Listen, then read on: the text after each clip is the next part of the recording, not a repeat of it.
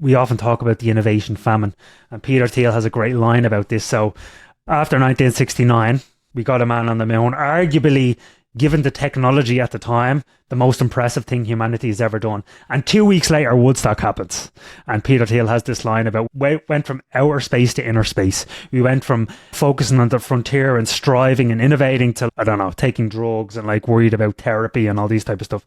Feel like we're now shifting the opposite direction. Super excited for the future, and rational optimist, this is just getting started. Got a dose of optimism to take us away? I think a little controversial, but here's a chart of when the measles vaccine came to the United States. All these hate around vaccines. I hate what happened during COVID. I think one of the worst things that should come out of this is it made people super skeptical of vaccines. I actually have a very personal story about this. They released this. I know, this is a long dose of optimism. It's meant to be short. But my son was born on November 22nd, and here my first two kids were not offered something called the RSV vaccine. They offered it to my third son, and we were like, oh, I don't know. We didn't hear about it before.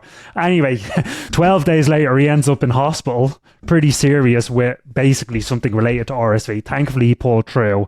But yeah, COVID made people super skeptical of vaccines. But this chart should annihilate your skepticism. So you can see the line shows the cases of measles in the United States over time, and then the line in the middle is when the vaccine was introduced.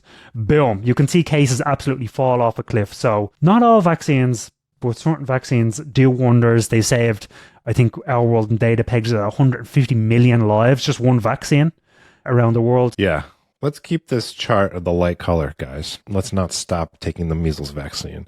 I understand the word vaccine got a little tainted, but vaccines are one of the most amazing inventions humans have ever created. Let's keep using the good ones.